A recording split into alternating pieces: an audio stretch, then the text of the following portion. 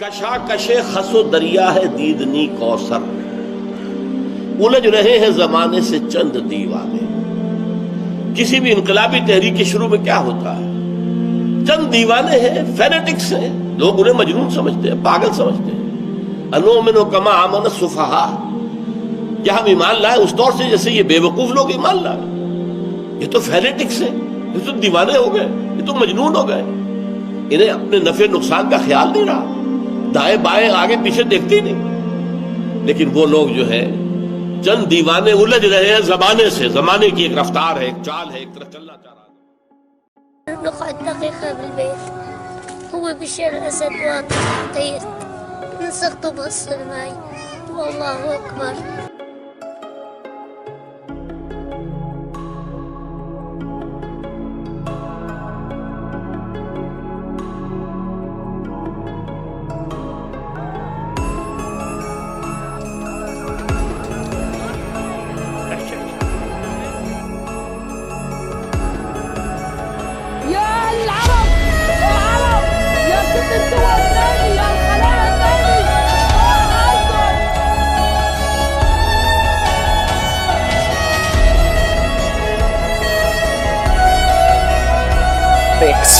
اٹھیں آنکھیں کھولیں، ایک دوسرے کو جگائیں، پاس ہونے والے ظلم کو روکیں، اور سب سے پہلے اس چیز کو ریئلائز کریں کہ یہ زمین ظلم اور زیادتی سے بھر چکی ہے اور یہ امام المہدی کے ظہور کا عین وقت ہے۔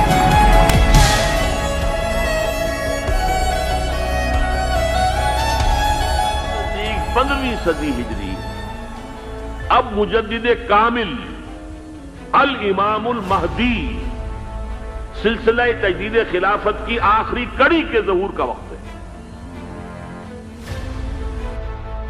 لو لم یبقى من الدنیا الا یوم، اگر دنیا کی زندگی میں سے کچھ بھی نہ بچے سوائے ایک دن کے، لطول اللہ تعالی ذلک اليوم، تو اللہ تعالیٰ اس دن کو لمبا کر دے گا، حتی یبعث فیہ رجلا منی، یہاں تک کہ میرے خاندان میں سے ایک شخص کو اٹھائے گا، ومن اہل بیتی، میرے اہل بیت میں سے، یواطئ اسمہ اسمی و اسم ابی ہے اسم ابی، جس کا نام میرے نام پر ہوگا، جس کے والد کا نام میرے والد کے نام پر۔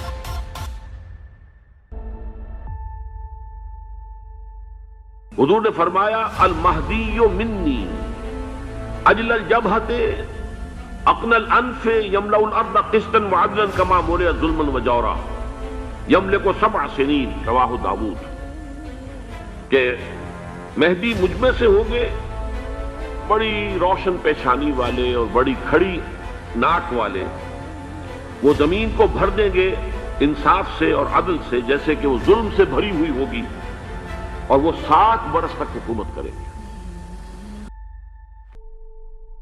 ان علی رضی اللہ تعالی عنہ، یہ حدیث جو ہے مسند احمد ابن حنبل میں بھی ہے اور سنن ابن ماجہ میں بھی ہے۔ قال رسول اللہ صلی اللہ علیہ وسلم المہدی منا اہل البیت یصلح اللہ فی لیلۃ، مہدی ہم میں سے ہوں گے، ہمارے اہل بیت میں سے، اور اللہ ایک ہی رات میں ان کی اصلاح کر دے گا۔ یعنی وہ پہلے سے کوئی زیادہ روحانی یا دینی کوئی اس سے طرح کی شخصیت نہیں ہوں گے، لیکن ایک ہی رات میں اللہ تعالیٰ ان کی سیرت و کردار کے اندر انقلاب عظیم برپا کر دے گا۔ یخرج من خراسان رایات و سود لا یردها شیء حتی تنصب بإیلیا، خراسان کے علاقے سے کالے علم لے کر لشکر چلیں گے جن کے رخ کو کوئی موڑ نہیں سکے گا جب تک کہ وہ جا کر یروشلم میں نصب نہ ہو جائے۔ یہ غازی یہ تیرے پر اسرار بندے جنہیں تو نے بخشا ہے ذوق خدائی، دو نیم ان کی ٹھوکر سے صحرا و دریا، سمٹ کر پہاڑ ان کی ہیبت سرائی، دو عالم سے کرتی ہے بیگانہ دل کو، عجب چیز ہے لذت آشنائی، شہادت ہے مطلوب و مقصود و مومن، نہ مال غنیمت نہ کشور کشائی۔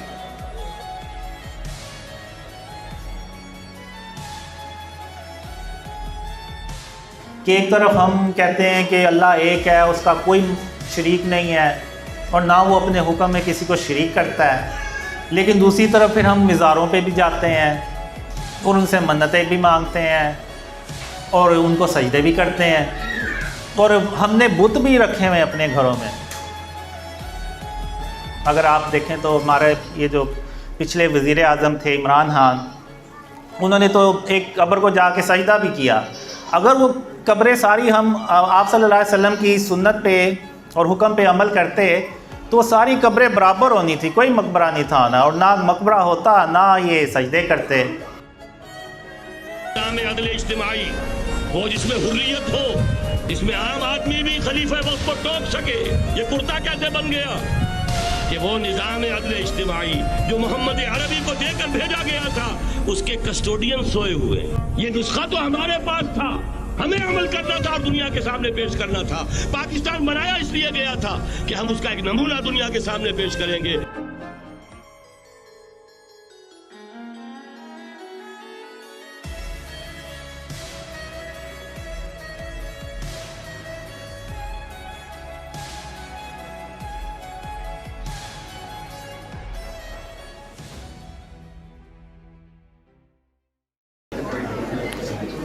بسم اللہ الرحمن الرحیم.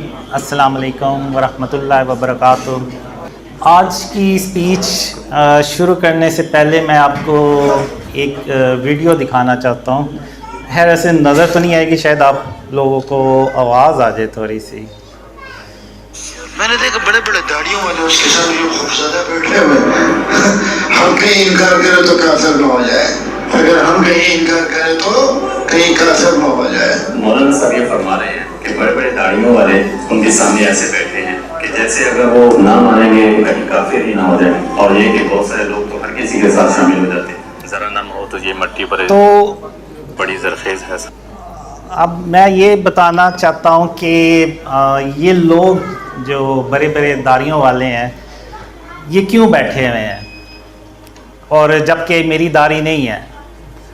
تو اس کی ایک ہی ریزن ہے کہ اب میں آپ لوگوں کے سامنے ہوں، نہ میری داڑھی ہے، نہ میں ریلیجیس پرسن ہوں، اور نہ میری کوئی نمازیں ہیں، نہ میرا کوئی شاید کوئی اور نیک عمل ہو.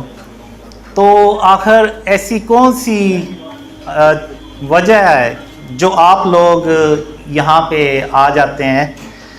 تو یہ چیز میں آج ڈسکس کرنا چاہتا ہوں.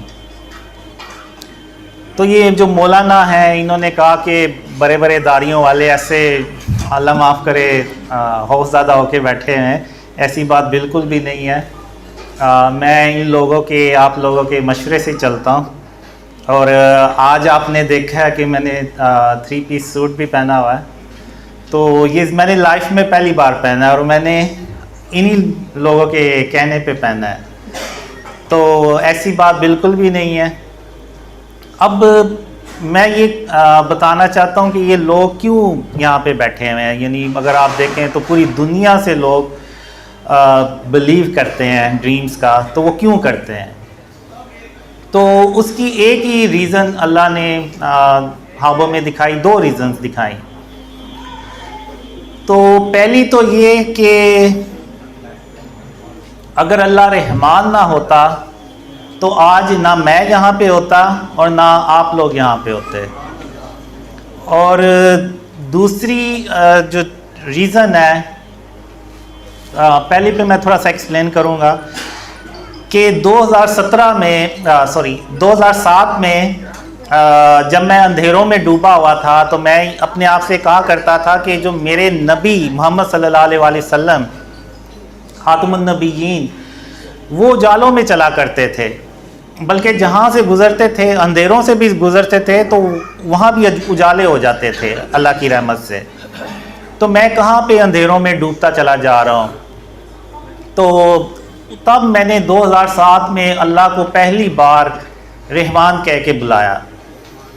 تو اور میں نے اللہ سے کہا کہ بے شک میں اے رحمان، بے شک میں گنہگار ہوں اور بے شک تو ہی پاک ہے، اور بے شک میں ہی گنہگار ہوں. اور اگر تو نے میرے حال پہ رحم کے ساتھ توجہ نہ فرمائی اور مجھے ان اندھیروں سے باہر نہ نکالا تو میں محمد صلی اللہ علیہ وسلم کا امتی ہونے کے باوجود گاٹا پانے والوں میں سے ہو جاؤں گا. تو یہ میں نے دعا اللہ سے کی. تو اس کے بعد اللہ نے مجھے خوابوں میں سکھانا شروع کر دیا. اور پھر ایک خواب میں اللہ نے مجھے یہ بھی بتایا کہ قاسم جب تم نے مجھے پہلی بار رحمان کہہ کے بلایا تو پھر میں نے یہ نہیں دیکھا کہ تم کتنے گناہ گار اور کون ہو، پھر میں نے یہ دیکھا بس کہ میرے بندے نے مجھے رحمان کہہ کے بلایا، اور اب یہ مجھے پروف کرنا ہے کہ وہ اللہ جو ہے وہ رحمان ہے، سب سے بڑھ کر رحمان ہے۔ تو پھر اللہ نے مجھے شرک کے بارے میں اور اس کی اقسام کے بارے میں بتایا، اور اللہ نے مجھے کہا، بہت سارے خوابوں میں کہا کہ اللہ قیامت کے دن جس کے چاہے گا گناہ بخش دے گا مگر شرک کبھی معاف نہیں کرے گا۔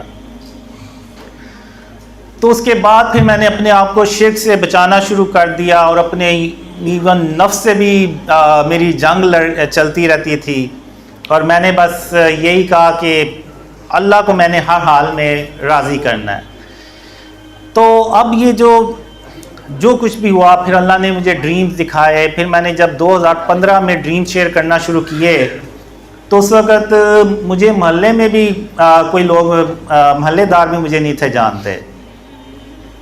تو آج اگر آپ دیکھیں تو 2015 سے لے کے آج 2023 تقریباً 8 سال، تو اللہ نے جو خواب تھے وہ پوری دنیا میں پھیلائے۔ ایون اگر آپ یوٹیوب پہ دیکھیں تو بڑے بڑے علماء نے بے شک محالف میں ہی بات کیوں نہ کی، ان تک وہ خبر پہنچ گئی، یعنی اللہ نے وہ خواب جو تھے وہ ان تک پہنچا دیے۔ تو یہ اللہ کی مدد کے بغیر تو ناممکن تھا کہ ایسا کچھ ہوتا۔ تو اب اللہ نے اتنی کیوں مدد کی، جبکہ میں ریلیجیس بھی نہیں ہوں اور میری داڑھی بھی نہیں ہے، اور نہ میں کوئی اتنا اچھا انسان ہوں۔ تو اللہ نے مجھے ایک ہی ریزن بتائی، جو دوسری ریزن جو تھی وہ یہ بتائی اللہ نے کہ قاسم میں تیری صرف اس لیے مدد کر رہا ہوں کہ تو نے اپنے آپ کو شرک اور اس کی اقسام سے بچانا شروع کر دیا۔ اب میں نے بچانا شروع کر دیا، یعنی مکمل طور پہ میں بھی نہیں اس پہ ابھی تک کنٹرول کر سکا، کیونکہ آپ کو پتہ ہے ہر روز کوئی نہ کوئی چیز لے کے آنی پڑتی ہے، تو ان پہ تصاویر وغیرہ ہوتی ہیں، تو وہ بس اسی لائف اسی میں گزر جاتی ہے، گزر رہی ہے کہ وہ ان تصاویر کو ختم کرتے ہوئے۔ تو یہ جو کوشش ہے نا، یہ اللہ کو پسند آ گئی۔ تو اب اگر آپ دیکھیں تو اللہ نے جو جتنے بھی اپنے نبی اور رسول بھیجے، تو اللہ نے قرآن میں لکھا ہوا ہے کہ اللہ نے نبیوں کے جو درجات ہیں وہ ایک دوسرے سے بلند فرمائے، ان کو بلند درجات کیا، یعنی ایک نبی کو دوسرے نبی پر بلند درجہ دیا۔ تو اب وہ کیا آخر اللہ نے کوالٹی یا اس کا کیا معیار سیٹ کیا کہ کس نبی کو بڑا درجہ ملے گا؟ تو اگر آپ وہ قرآن دیکھیں، اس کو قرآن کو ترجمے کے ساتھ سنیں، تو اللہ نے یہ چیزیں قرآن میں واضح طور پر ارشاد فرمائی ہوئی ہیں، اور وہ یہ ہے کہ اللہ نے جو شرک ہے نا، اس کی بیس پہ نبیوں کو درجات عطا کیے۔ اب اگر آپ دیکھیں تو خاتم النبیین حضرت محمد صلی اللہ علیہ وآلہ وسلم، اللہ نے ان کو سب سے بڑا جو درجہ ہے نا وہ دیا، یعنی تمام نبیوں کا سردار بنایا، اور تمام جہانوں کے لیے رحمت العالمین بنایا، اور اپنا سب سے آخری اور سب سے پیارے نبی بنائے۔ اور اللہ نے محمد صلی اللہ علیہ وسلم کا نام خود اپنے نام کے ساتھ لکھا۔ تو وہ جو کوالٹی تھی آپ صلی اللہ علیہ وسلم کی، وہ جو شرک اور اس کی اقسام سے انہوں نے خود بھی اپنے آپ کو بچایا اور اپنی امت کو بھی اس کی تلقین کی، تو وہ وجہ اللہ نے بنائی اور ان کو اتنا بڑا جو درجہ ہے وہ اپنی رحمت سے عطا کیا۔ اب اگر آپ دیکھیں تو اور کسی نبی نے اپنی امت کو اتنی شرک اور اس کی ڈیٹیل میں کبھی نہیں بتایا۔ اگر آپ دیکھیں تو اللہ نے سورہ سبا میں یہ ارشاد فرمایا ہوا ہے کہ اللہ نے بڑے جو جنات ہیں وہ اللہ نے سلیمان علیہ السلام کے تابع کر دیے، اور وہ ان کے لیے بڑے بڑے قلعے بناتے تھے اور تصاویر بناتے تھے۔ تو یعنی یہاں سے اس آیت سے یہ ثابت ہوتا ہے کہ سلیمان علیہ السلام کے دور میں تصاویر الاؤڈ تھیں، یعنی وہ بنائی جاتی تھی تصاویر۔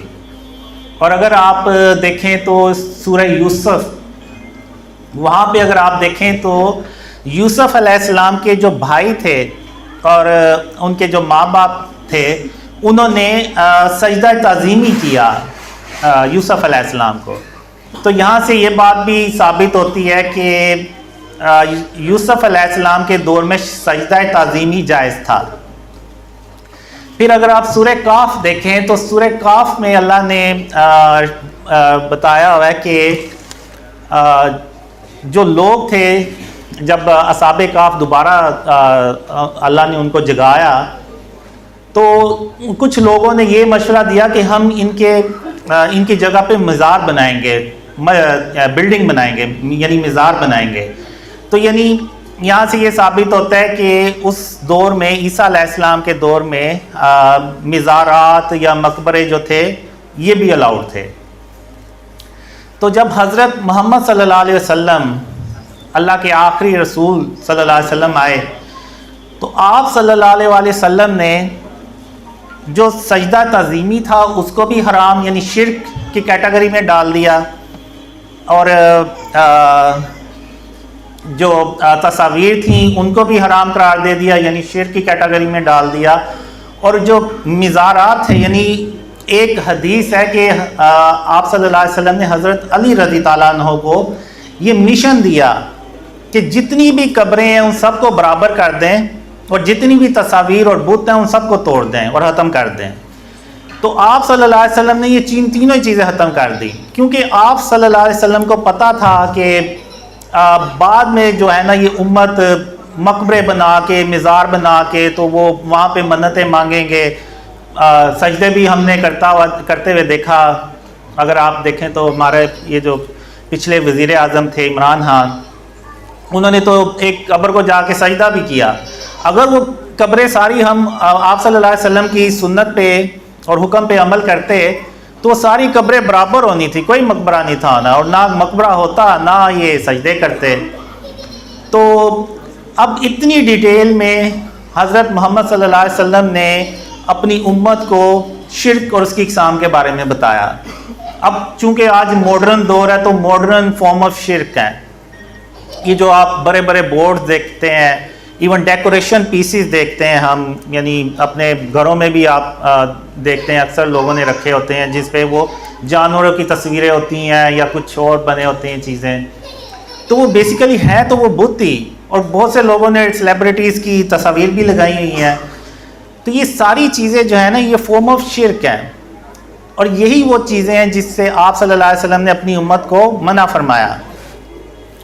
اور ایک حدیث میں ہے کہ جس گھر میں تصویر ہوگی اس گھر میں اللہ کی رحمت کے فرشتے نہیں آئیں گے۔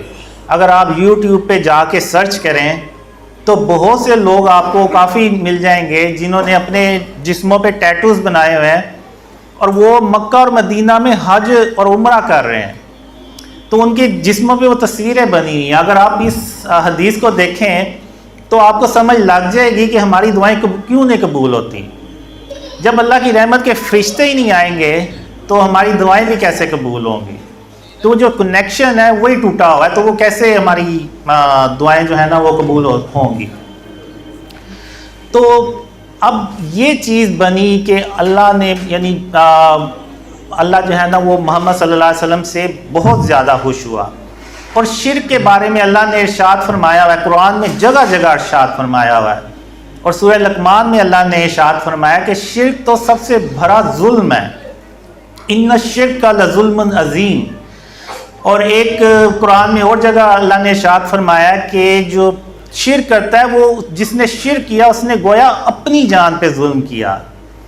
تو اگر ہم اینڈ آف ٹائم سے ریلیٹڈ احادیث پڑھیں تو ان میں یہ لکھا ہوا ہے واضح طور پہ کہ قریب قیامت کے جو دنیا ہے نا وہ پوری شرک سے، یہ ظلم سے بھر چکی ہوگی۔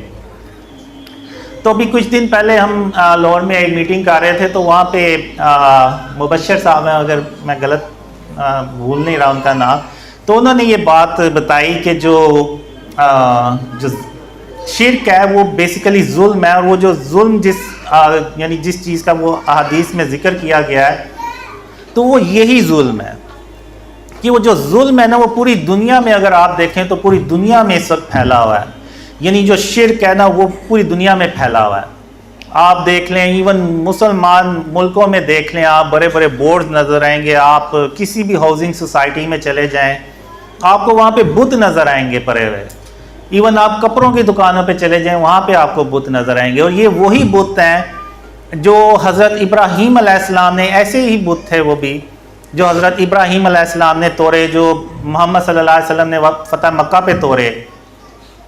تو وہ بس شکلوں میں فرق ہے، سائز میں فرق ہے، یا میٹیریل کا فرق ہوگا، باقی وہ بھی بت ہیں یہ بھی بت ہیں، وہ بھی بجان تھے یہ بھی بجان ہیں. تو آج ہم نے یہ جو شرک ہے نا یہ پوری دنیا میں پھیلایا ہوا ہے، اور یہ پوری دنیا جو ہے نا اس وقت شرک سے، ظلم سے بھری ہوئی ہے. اور ہم یہ سمجھتے تھے کہ شاید وہ جو ظلم ہے وہ انسانوں پہ ہوگا یا بچوں پہ یا اس طرح سے کچھ ہوگا، لیکن بیسیکلی جو وہ شرک ہے نا وہ ظلم ہے، وہ پوری دنیا میں پھیلا ہوا ہے. اب حضرت محمد صلی اللہ علیہ وسلم کے بعد یہاں پہ میں چار جو مجھے اللہ نے خوابوں میں دکھایا، جو چار بڑے اللہ کے نبی ہیں جو ٹاپ 4 رینک میں آتے ہیں، تو ان کے بارے میں بتایا. تو میں نے ایک خاتم النبیین محمد صلی اللہ علیہ وسلم کے بارے میں آپ کو بتایا. جو دوسرے اللہ کے نبی ہیں جو جن کا دوسرا رینک ہے وہ ہیں ابراہیم علیہ السلام. اب ابراہیم علیہ السلام کی بھی آپ دیکھیں تو اللہ نے قرآن میں جو کوالٹیز ہیں وہ بیان کی ہوئی ہیں. اور وہ کوالٹیز کیا تھیں کہ ابراہیم علیہ السلام ایک اللہ کو تلاش کر رہے تھے. جب انہوں نے سورج کو دیکھا تو وہ انہوں نے خیال کیا کہ شاید یہ معبود ہے. تو وہ جب غروب ہو گیا تو انہوں نے کہا کہ نہیں تو غروب ہو گیا ہے. پھر جب چاند کو دیکھا تو انہوں نے کہا کہ شاید یہ چاند جو ہے یہ معبود ہے، تو وہ بھی غروب ہو گیا. ستاروں کو دیکھا تو وہ بھی غروب ہو گئے. تو پھر ابراہیم علیہ السلام نے کہا کہ اگر میرے پروردگار نے مجھے سیدھا رستہ نہ دکھایا تو میں بھٹک جاؤں گا. تو پھر اللہ نے ان پہ وحی نازل کی. اور پھر اگر آپ دیکھیں تو وہ اپنے دور کے سب سے ظالم بادشاہ کے پاس گئے، نمرود کے پاس گئے، اور اس کو توحید کی دعوت دی. تو وہ ابراہیم علیہ السلام سے جھگڑنے لگا. تو ابراہیم علیہ السلام نے کہا کہ میرا پروردگار زندگی اور موت دیتا ہے. تو نمرود کہتا ہے کہ زندگی اور موت تو میں بھی دے سکتا ہوں. تو ابراہیم علیہ السلام نے کہا کہ میرا پروردگار سورج کو مشرق سے نکالتا ہے، تم مغرب سے نکال کے دکھاؤ. تو وہاں پہ وہ ہکا بکا رہ گیا. اور باوجود اس کے کہ اس نے کھلی نشانیاں دیکھ لیں لیکن پھر بھی وہ نہیں مانا. پھر اس کے بعد ابراہیم علیہ السلام نے سارے جو بت تھے اس دور میں ان کو توڑ کے تو ایک بڑے بت کے کندھے پہ کلہارا رکھ دیا. تو جب لوگ آئے تو انہوں نے دیکھا کہ یہ سارے بت ٹوٹے ہوئے ہیں اور ایک بڑا بت بچا ہوا ہے، اس کے کلہارا پڑا ہوا ہے. تو انہیں پتہ چل گیا کہ یہ کام ابراہیم علیہ السلام نے کیا ہے. تو جب ابراہیم علیہ السلام سے پوچھا گیا تو ابراہیم علیہ السلام نے کہا کہ جو بڑا بت ہے آپ اس سے پوچھیں، اس کے سامنے سب کچھ ہوا ہے. تو اس نے کیوں نہیں بتایا، یہ اس سے پوچھیں، آپ اس کو پتہ ہوگا. تو انہوں نے کہا یہ تو ان کافروں نے کہا یہ تو بے جان ہے، یہ تو بت ہے، یہ کیسے بولے گا. تو پھر ابراہیم علیہ السلام نے کہا کہ پھر تم سوچتے کیوں نہیں ہو، جب یہ تمہیں نہ کوئی فائدہ دے سکتا ہے کوئی نقصان دے سکتا ہے تو پھر تم اس کی پوجا کیوں کرتے ہو. تو وہ بجائے اس کے کہ سمجھتے وہ ابراہیم علیہ السلام پہ اور غصے ہوئے، اور یہاں تک کہ ابراہیم علیہ السلام کو آگ میں ڈال دیا.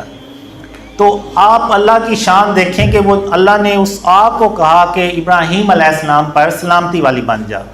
تو وہ سلامتی والی بن گئی، یعنی ابراہیم علیہ السلام پر وہ آگ ٹھنڈی ہو گئی. اسی طرح ابراہیم علیہ السلام نے اپنے جو والد تھے ان کو وہ بت تراشتے تھے تو ان کو بھی سمجھایا کہ آپ ان بتوں کو نہ تراشا کریں، ان کو نہ پوجا کریں، ایک اللہ کی عبادت کریں. تو جن نبیوں نے سخت سٹانس لیا شرک اور اس کی اقسام پہ تو اللہ نے ان کو اتنا ہی اپنی رحمت سے بلند درجہ عطا فرمایا. پھر ان کے بعد تیسرے نمبر پہ جو اللہ نے مجھے اپنے ڈریمز میں دکھایا وہ ہے موسیٰ علیہ السلام.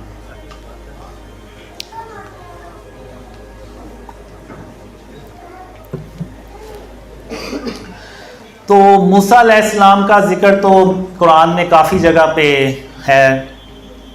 تو موسیٰ علیہ السلام کا بھی آپ کو پتہ ہے کہ وہ ایک بہت ہی ظالم فرعون تھا جن کے دور میں وہ پیدا ہوئے تھے. یہاں تک کہ اس نے سارے بچوں کو مارنے کا بھی حکم دیا، لیکن اللہ نے ایسی تدبیر کی کہ موسیٰ علیہ السلام کو اسی کے محل میں پہنچا دیا اور پھر وہ وہیں پلے بھرے. تو پھر اس کے بعد جب اللہ نے موسیٰ علیہ السلام پہ سے کلام کیا اور یہ کہا کہ فرعون کے پاس جاؤ اور اس سے نرمی سے بات کرنا کہ شاید وہ سمجھ جائے، تو پھر موسیٰ علیہ السلام اللہ کے معجزات لے کے ان کے پاس گئے. پھر جب جادوگروں نے اپنی رسیاں ڈالی اور موسیٰ علیہ السلام نے اپنا عصا ڈالا تو وہ ان سب رسیوں کو ایک ایک کر کے نگل گئے. تو فرعون نے اتنا کھلا معجزہ دیکھنے کے باوجود اللہ پہ ایمان نہیں لے کے آیا، بلکہ موسیٰ علیہ السلام اور ان کے جو ساتھی تھے ان کو مارنے کے لیے نکل پڑا. تو موسیٰ علیہ السلام آگے جا رہے ہیں اور فرعون کی فوجیں پیچھے ہیں، اور آگے آ گیا دریا. تو جب دریا آ گیا تو وہ آگے پھنس گئے اور پیچھے سے فرعون کی فوجیں آ رہی ہیں. تو موسیٰ علیہ السلام کے ساتھ جو لوگ تھے انہوں نے کہا کہ موسیٰ علیہ السلام ہم تو پھنس گئے ہیں. تو موسیٰ علیہ السلام نے کہا کہ نہیں، میرا پروردگار میرے ساتھ ہے، میرا اللہ میرے ساتھ ہے اور وہی مجھے رستہ دکھائے گا. تو پھر اللہ نے کہا کہ اپنا عصا جو ہے نا وہ دریا پہ ماریں. تو جب انہوں نے دریا پہ مارا تو وہ دو ٹکڑے ہو گیا اور موسیٰ علیہ السلام وہاں سے نکل گئے اور اللہ نے فرعون کو وہیں پکڑ لیا اور وہ اس کو وہیں ڈبو دیا. تو اس کے بعد موسیٰ علیہ السلام کوہ طور پہ اللہ سے کلام کر رہے تھے. تو اللہ نے ان سے کہا کہ موسیٰ علیہ السلام آپ کو پتہ ہے کہ آپ کی جو قوم ہے وہ پیچھے شرک میں پڑ گئی ہے. تو موسیٰ علیہ السلام یہ سن کے تو وہ وہاں سے غصے کی حالت میں چل پڑے. اور یہاں پہ اب دیکھیں کہ ہارون علیہ السلام اللہ کے نبی بھی ہیں اور موسیٰ علیہ السلام کے بڑے بھائی بھی ہیں، یعنی دو دو درجے یہاں پہ آ گئے، دو دو رینکس آ گئے. لیکن جب شرک کی بات آئی تو پھر موسیٰ علیہ السلام نے یہ نہیں دیکھا. پھر وہ موسیٰ علیہ السلام غصے میں آئے اور ہارون علیہ السلام کے سر کے بال پکڑے اور داڑھی کے بال پکڑے اور انہیں یعنی تھوڑا سا غصے میں کہا کہ آپ نے اس قوم کو شرک کرنے سے کیوں نہیں روکا. تو یعنی جب شرک کی بات آئی تو موسیٰ علیہ السلام نے نہیں دیکھا کچھ، یعنی اتنا سخت انہوں نے سٹانس لیا شرک کے اوپر. تو اللہ نے آپ دیکھیں ان کو تیسرا جو درجہ رینک ہے اپنے نبیوں میں وہ اپنی رحمت سے دیا. تو اب یہاں پہ چوتھے جو نبی ہیں وہ میں آپ سے پوچھوں گا کہ آپ بتائیں کہ وہ چوتھے نبی جو ہیں وہ کون ہوں گے، کیونکہ اللہ نے قرآن میں جو ہے نا وہ ان کا بھی ذکر کیا ہے کافی.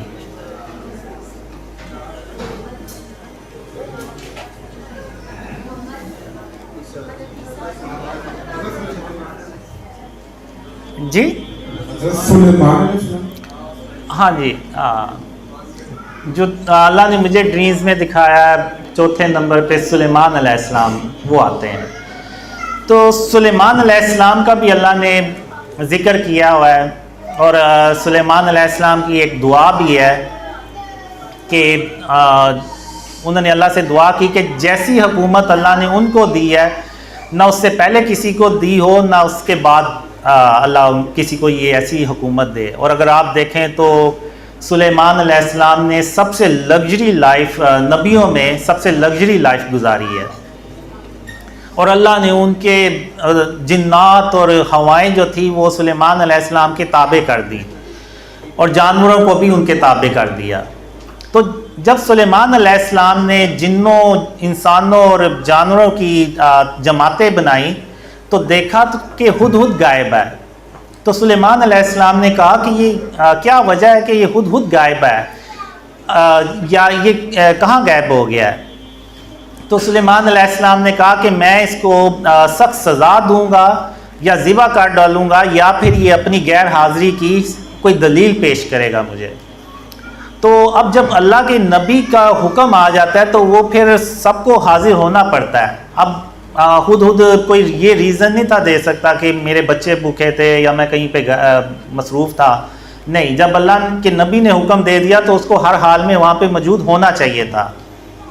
اب اس کے بچنے کی جو ریزن تھی وہ بھی اللہ نے یہ بنائی کہ وہ جب ہدہد واپس آیا تو ہدہد نے سلیمان علیہ السلام سے کہا کہ مجھے ایک ایسی قوم کا پتہ چلا ہے جس کا آپ کو علم نہیں ہے، اور اس قوم پہ ایک عورت حکومت کرتی ہے، اور میں نے دیکھا کہ وہ لوگ اللہ کو سجدہ کرنے کی بجائے سورج کو سجدہ کرتے ہیں اور وہ شرک کرتے ہیں. تو سلیمان علیہ السلام نے پھر اس جو ہدہد کی جو جان ہے نا وہ اس وجہ سے بخش دی، اور سلیمان علیہ السلام نے کہا کہ میرا ہاتھ لے جاؤ اور یہ ہاتھ ان کے پاس ڈال دینا اور پھر ان کے باتیں سننا کہ وہ کیا جواب دیتے ہیں. تو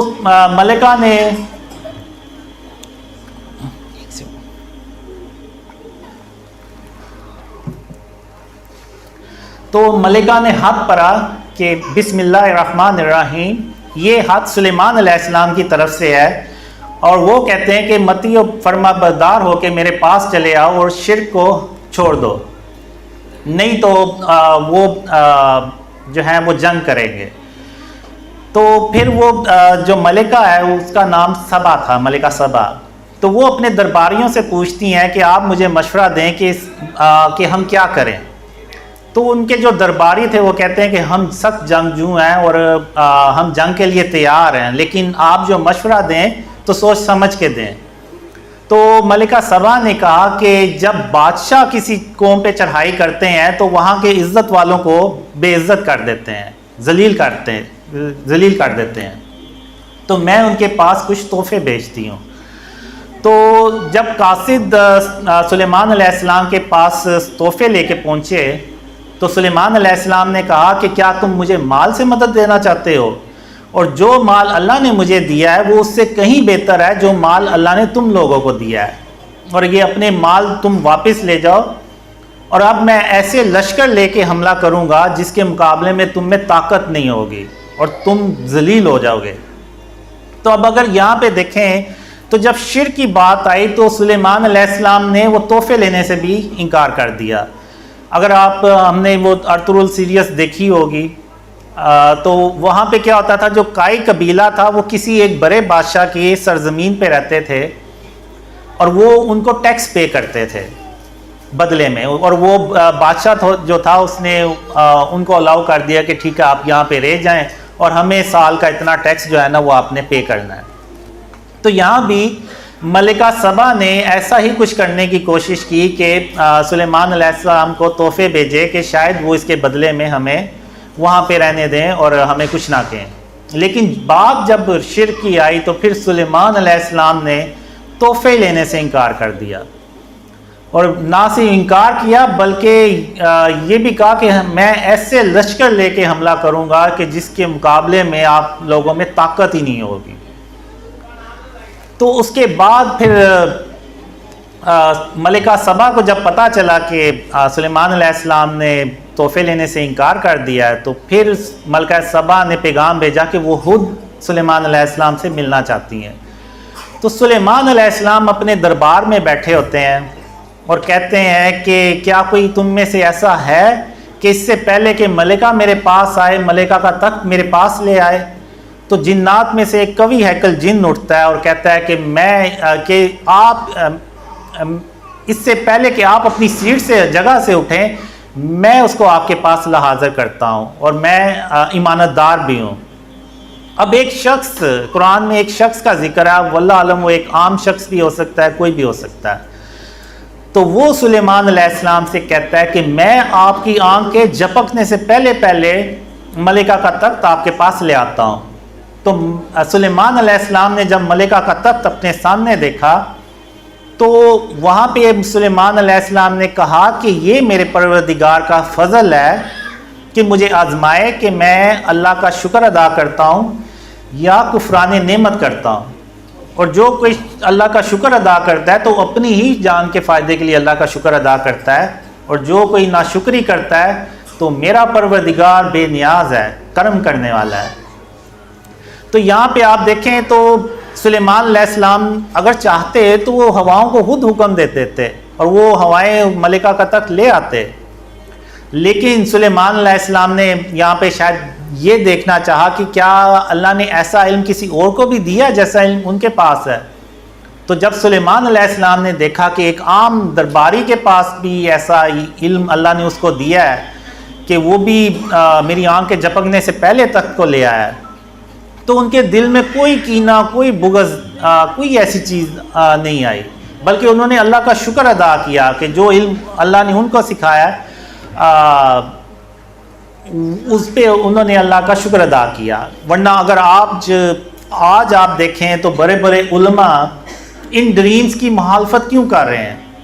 وہ اس لیے کر رہے ہیں کہ ایک ایسے شخص کو اللہ نے خواب دکھا دیے ہیں کہ جس کی نہ داڑھی ہے نہ کوئی نیک اعمال ہیں، تو یہ چیز ان سے جو ہے نا وہ آپ کہہ لیں کہ ہضم ہی نہیں ہو رہی۔ تو اب یہاں پہ اگر کوئی بادشاہ ہے یا کچھ اور ہے تو وہ تو یعنی ان لوگوں کی طرح کہ کوئی ہوتا تو وہ تو یہی کہتا کہ یہ تو میری بادشاہت کو چیلنج کر دیا ہے، یہ تو کل کو اپنی سلطنت بنا لے گا اور یہ کر لے گا، لیکن سلیمان علیہ السلام نے اللہ کا شکر ادا کیا۔ تو ہمیں اللہ کے نبیوں سے سیکھنا چاہیے، ان کی سنت سے، کہ جب ان کے دور میں بھی ایسے واقعات ہوتے تو وہ اللہ کا شکر ادا کرتے تھے، نہ کہ کوئی کینہ اور بغض رکھتے تھے۔ ان علماء کو بھی جب پتہ چلا ان ڈریمز کا تو وہ انہیں اللہ کا شکر ادا کرنا چاہیے تھا کہ اللہ نے جو علم ان کو عطا کیا وہ اسی میں خوش ہیں، لیکن وہ انہوں نے پتہ نہیں عجیب عجیب باتیں کرنا شروع کر دیں۔ تو بہرحال اب جب ملکہ سبا جو ہیں وہ سلیمان علیہ السلام کے پاس پہنچی تو اس سے پہلے سلیمان علیہ السلام نے ان کے جو تخت ہے نا اس میں رد و بدل کر دیا کہ دیکھیں کہ ملکہ سوجھ بوجھ رکھتی ہے یا سوجھ بوجھ رکھنے والوں نہ رکھنے والوں میں سے ہے۔ تو جب ملکہ سبا وہاں پہنچی تو سلیمان علیہ السلام نے کہا کہ کیا آپ کا تخت بھی ایسا ہی ہے؟ تو ملکہ نے اپنے تخت کو جب دیکھا تو اس نے پہچان لیا، تو اس نے کہا کہ یہ تو میرا ہی تخت ہے، اور ہم کو اس سے پہلے ہی سلیمان علیہ السلام کی عظمت اور شان کا علم ہو گیا تھا۔ تو پھر سلیمان علیہ السلام نے کہا کہ اب محل میں چلیے۔ تو جب وہ محل میں گئی تو محل کا جو فرش تھا نا اس کو پانی کا حوض سمجھا، یعنی پانی کا تالاب سمجھا، تو اپنے ٹانگوں سے کپڑا اوپر، پنڈلیوں سے اوپر کپڑا کر لیا۔ تو سلیمان علیہ السلام نے کہا کہ یہ ایسا محل ہے جس کے نیچے بھی شیشے جڑے ہوئے ہیں۔ تو اب یہاں پہ جو ملکہ سبا نے ورڈ یوز کیے وہ بھی ان پہ بھی ذرا غور کریں۔ تو ملکہ نے کہا کہ میں اس سے پہلے اپنے اوپر ظلم کرتی آئی تھی، یعنی شرک کرتی رہی تھی، اور اب میں سلیمان علیہ السلام کے ساتھ اللہ رب العالمین پر ایمان لاتی ہوں۔ تو اب یہ جو واقعات ہیں یہ اللہ نے سلیمان علیہ السلام کا ایک ہی واقعہ ایسا بیان کیا ہے۔ اب ہو سکتا ہے پتہ نہیں کتنی قوموں پہ سلیمان علیہ السلام نے ایسے ہی چڑھائی کی اور ان کو شرک سے منع کیا ہو اور ان کو مسلمان کیا ہو۔ تو اب جو اللہ نے جو معیار بنایا تو وہ بھی جو ہے نا شرک کی بیس پہ بنایا، اور انہی شرک کی بیس پہ ہی شرک کی بیس پہ ہی اللہ نے نبیوں کے رینکس بنائے۔ اب آگے سورہ کاف کو دیکھتے ہیں۔ تو سورہ کاف میں اللہ تعالیٰ نے ارشاد فرمایا ہوا ہے کہ وہ چند لوگ تھے جو ایک ظالم بادشاہ کے آگے کھڑے ہو گئے اور اس ظالم بادشاہ سے کہا کہ یہ جو تم نے باطل خدا بنائے ہوئے ہیں ان کا وجود اللہ کو نہ آسمانوں میں ملتا ہے نہ زمین میں ملتا ہے، اور اس کو شرک کرنے سے منع کیا۔ تو اس بادشاہ نے بجائے اس کے کہ ان اصحاب کاف کی بات سنتے تو ان کو قتل کرنے کے لیے پلان بنایا، تو اللہ نے بھی تدبیر کی اور ان کو غار میں لے گیا، اور 309 سال تک تقریباً غار میں سلائے رکھا اور اپنا ایک معجزہ بنایا. اور قرآن میں یہ معجزہ جو ہے یہ بہت زیادہ ڈسکس ہوتا ہے. بہت علماء ایون سورہ کاف کا تو حدیثوں میں ذکر ہے کہ ہر جمعے کو اس کو ضرور پڑھیں، اور اس کی جو پہلی 10 آیات ہیں وہ دجال کے فتنے سے بچاتی ہیں. اور آپ یہاں بھی اندازہ لگائیں کہ یہاں پہ اللہ نے ان کی کوئی نیک عمل کا ذکر نہیں کیا کہ وہ بہت نماز پرہیزگار تھے، دیندار تھے. نہیں، اللہ نے یہاں پہ بھی شرک کے اوپر جب انہوں نے سٹانس لیا تو وہ پھر اللہ نے ان کا ذکر کیا قرآن میں اور ان کو اپنا معجزہ بنا دیا. اور 309 سال کے بعد جب اصحاب کہف اٹھ کھڑے ہوئے تو اگر ہم بھی بہت زیادہ تھکے ہوئے ہوں نا تو کوئی 15-16 گھنٹے سوئیں تو ہمیں بھول جاتا ہے پچھلے دن کہ کیا ہوا تھا. لیکن آپ دیکھیں یہاں پہ کہ 309 سال سونے کے بعد وہ اٹھتے ہیں، اور وہ اٹھتے ہیں تو سب سے پہلے ہی یہ کہتے ہیں کہ بے شک ہمارا پروردگار آسمان اور زمین کا مالک ہے، اور اس کے سوا ہم کسی کو معبود سمجھ کر نہیں پکاریں گے، اور اگر ہم نے ایسا کبھی کیا تو ہم بے عقلی کی بات کریں گے. اور ان لوگوں نے اللہ کے سوا اور معبودوں کو بنا لیا ہے، اور یہ ان کے بارے میں کھلی دلیل کیوں نہیں لاتے؟ یعنی ان کے پاس کوئی دلیل نہیں ہوتی سوائے اس کے کہ کیونکہ ہمارے باپ دادا ان کو پوچھتے آئے تو اس لیے ہم بھی پوچھ جائیں گے. لیکن وہ اپنے دماغ کو یہ استعمال نہیں کریں گے. پھر آپ دیکھیں حضرت لقمان کا اللہ نے ذکر کیا قرآن میں. ان کا بھی اللہ نے کوئی اس طرح سے بیان نہیں کیا کہ وہ بہت عبادت گزار تھے، پرہیزگار، بہت عبادت گار تھے. وہاں بھی اللہ نے ان کی جو کوالٹی بیان کی تو وہ یہی بیان کی شرک کے اوپر.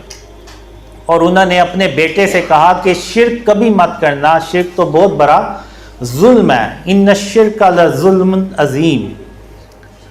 اور یہی بات اللہ کو پسند آئی اور اللہ نے سورہ یعنی ان کے نام سے ایک پوری سورت اتار دی، یعنی سورہ لقمان کے نام سے پوری سورت اتار دی. تو یہ اگر ہم دیکھیں تو قرآن میں اللہ نے واضح طور پہ بیان کیا ہوا ہے کہ جس نے بھی شرک پہ زیادہ سخت سٹانس لیا، زیادہ اپنے آپ کو شرک اور اس کی اقسام سے بچایا، تو اللہ نے ان کو اتنا ہی بڑا درجہ عطا فرمایا اپنی رحمت سے. تو اب مجھے کچھ ڈریمز بھی آئے ہوئے ہیں اینڈ آف ٹائم سے ریلیٹڈ، ایون قیامت کے دن سے بھی متعلق. اب ایک قیامت کے دن کا خواب ہے، اس میں یہ ہوتا ہے کہ محمد صلی اللہ علیہ وسلم جو ہیں قیامت کے دن، یعنی اتنا اہم دن ہے، اور محمد صلی اللہ علیہ وسلم صحابہ سے ملنے سے پہلے ہم سے ملنے آتے ہیں. یعنی جو ہم کھڑے ہوتے ہیں، میں اور میرے ساتھ جو لوگ ہوتے ہیں ان سے ملنے آتے ہیں، اور ان پرسن ملتے ہیں، سب سے ایک ایک سے ملتے ہیں. جیسے میں ابھی آپ سے ملا ہوں تو اس طرح سب سے وہ ملتے ہیں. تو وہ ان سے کہتے ہیں کہ جس طرح آپ نے دنیا میں قاسم کے ساتھ رہے، جو بھی کیا، تو آج اللہ جو ہے وہ آپ کو خوش کر دے گا. تو اب میں اس ڈریم میں نا حیران اور پریشان ہو رہا ہوتا ہوں کہ آخر ہم نے دنیا میں ایسا کیا کام کیا ہوگا کہ آج کے اتنے اہم دن میں حضرت محمد صلی اللہ علیہ وسلم خاتم النبیین صحابہ سے ملنے سے پہلے ہم سے مل رہے ہیں.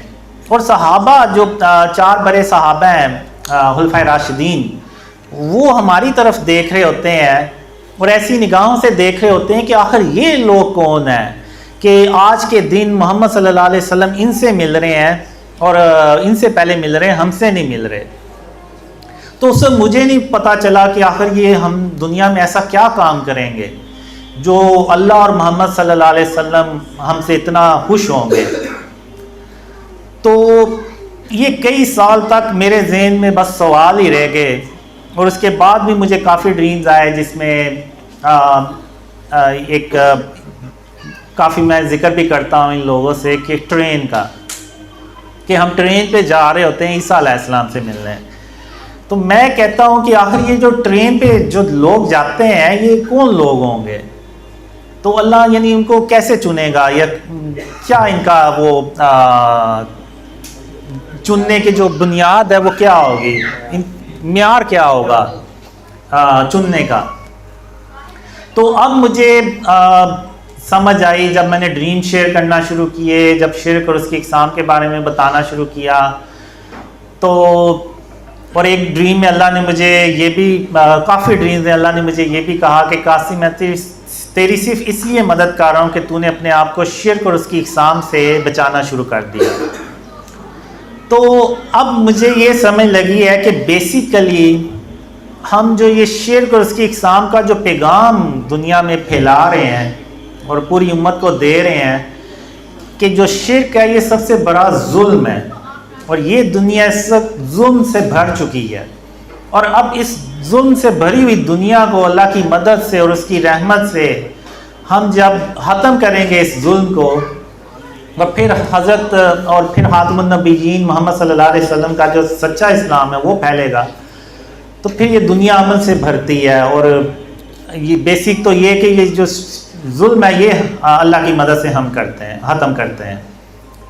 تو اللہ جو ہے نا وہ اس عمل سے ہمارے اس عمل سے خوش ہوتا ہے، اور یہی وہ وجہ بنتی ہے کہ اللہ کے رسول صلی اللہ علیہ وآلہ وسلم قیامت کے دن صحابہ سے ملنے سے پہلے ہم سے ملتے ہیں۔ تو اس لیے جتنی بھی اسپیچز ہوتی ہیں، جتنا بھی انٹرویوز ہوتے ہیں، میں پوری کوشش کرتا ہوں کہ شرک کے بارے میں اویئرنیس پھیلائی جائے، لوگوں کو بتایا جائے کہ جو شرک ہے نا اس سے ہم نے ہر حال میں اپنے آپ کو بچانا ہے، اور لوگوں اس کو بھی تلقین کرنی ہے۔ ابھی یہ جو دیکھیں آپ کہتے ہیں جو فلسطین میں ہو رہا ہے، یہ کیوں نہیں اللہ ہماری مدد کر رہا، اور اللہ ہماری مدد کیوں کرے جبکہ ہم شرک کر رہے ہیں؟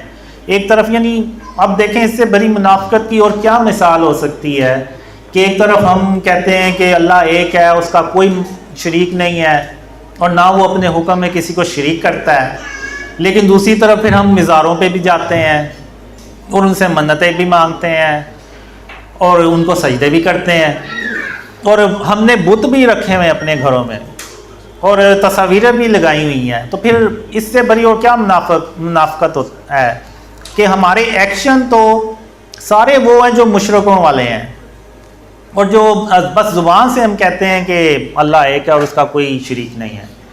اب جو کافر لوگ ہیں وہ جو بت بناتے ہیں باطل خداؤں کے، وہ کیا کہتے ہیں کہ وہ مانتے ہیں بیسیکلی کہ اللہ ایک ہے، لیکن وہ ان بتوں کو اللہ کے ساتھ شریک ٹھہراتے ہیں کہ یہ اللہ کے ہاں مقبول ہیں اور یہ ہماری سفارش کر سکتے ہیں۔